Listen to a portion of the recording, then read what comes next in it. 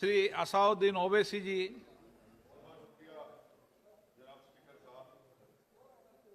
Sir, मैं इस bill की मुखालिफत में खड़ा हूं और इसलिए खड़ा हूं क्योंकि मेरा एक पार्टी का कंसिस्टेंट पोजीशन है कि जब इस हुकूमत ने दफ़ा 370 को अपनी ब्रूट मेजॉरिटी के ताकत की बुनियाद पर अनकॉन्स्टिट्यूशनल तरीके से उसको ख़त्म किया, मैंने उस वक्त कहा था कि ये कॉन्स्टिट्यूशनल ब्रीच है और मेरा ये कंटिन्यूस मौक़िफ़ है।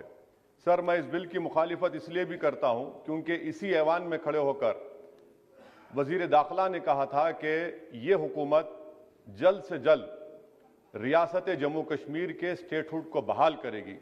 आज आप उस अपने वादे से मुनहरिफ हो रहे हैं क्योंकि जब आप जम्मू कश्मीर केडर को एमगुट में मिला रहे हैं तो इससे आपकी नीयत का साफ इजहार होता है कि आपने जो उस ऐवान को उस वक्त वादा किया था कि जम्मू कश्मीर की दोबारा रियासत को बहाल किया जाएगा, वो सच्चाई पर मबनी नहीं था, वो सिर्फ महज अल्फाज थे या जुमले थे।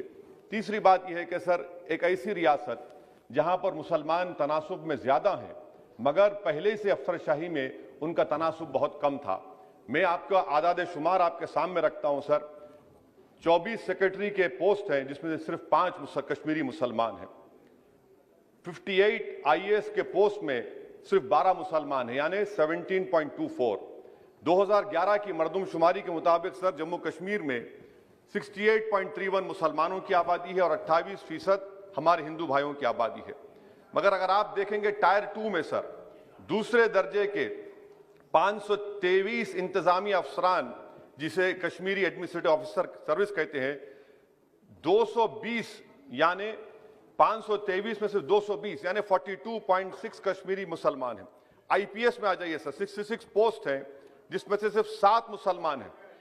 दूसरे दर्जे के अफसरान में 248 में 108 यानी 43.54% मुसलमान हैं। अब आप मुझे बताइए कि आप क्या करने जा रहे हैं। अच्छा सर, यहां पर यह कहा गया कि कश्मीर बड़ा बैकवर्ड है।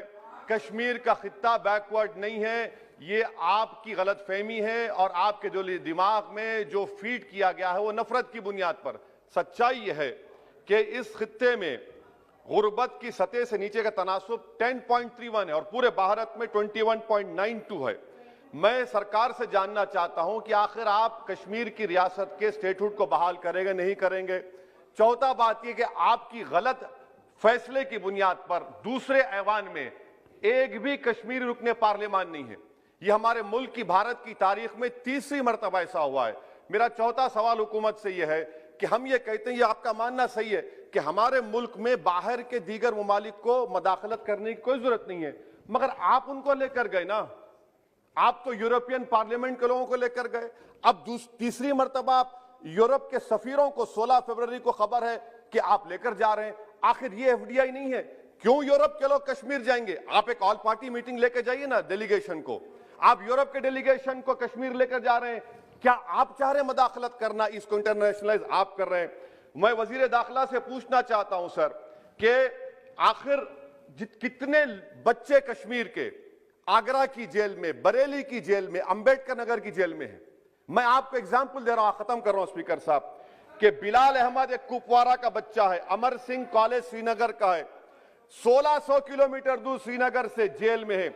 उसके वालिद ने 25,000 रुपये की अपनी गाय को बेचकर गया, हाईकोर्ट में गया, हाईकोर्ट ने फैसला दिया कि उस बच्चे को श्रीनगर ट्रांसफर करो, एग्जाम लिखाओ, आप उसको नहीं मानते। एक और फैयाज है बरेली के जेल में, इसको आपने बरेली के जेल में डाल दिया। उसके वालिद ने 35,000 रुपया का कर्जा लेकर गया। अब बताइए आप, नवीद है बारामुल्ले का, कहां से ये अपनी जमीन बेचकर उसके वालिद गए। आखिर कितने बच्चे PSA के तहत जेल में हैं? आप उनको कब छोड़ेंगे? और मैं ये बड़ी आखिर में आपसे कह रहा हूं स्पीकर साहब कि यहां पर जितनी नाम निहाद सेकुलर पार्टियों ने हुकूमत के इस इक़दाम की तायीद की, तैयार हो जाइए। ये हुकूमत जो करती है ना, ये दोबारा दोहराएगी और हम तारीख में देखेंगे कि खुदा ना खास्ता चेन्नई को, अहमदाबाद को, बेंगलुरु को, हैदराबाद को यूनियन टेरिटरी बनाएंगे ये लोग। ये कश्मीर में तो एक एग्जाम्पल बना दिए, यहां तक तजुर्बा किया गया। आज ये सब बैठकर थाली मार रहे हैं, जब लखनऊ UT बनेगा, جب بنگلورو یوٹی بنے گا، جب ممبئی یوٹی بنے گا، اس وقت ہائے ہائے کریں گے۔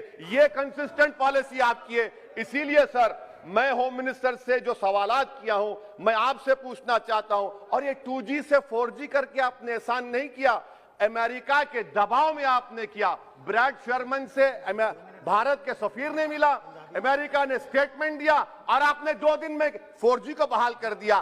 آپ اس مسئلے کو انٹرنیشنلائز کر رہے ہیں، یہ غلط ہے، اور اس سے کشمیری عوام کا ڈس ایمپاورمنٹ ہوگا، ایلینیشن بڑھے گا۔ شکریہ سر۔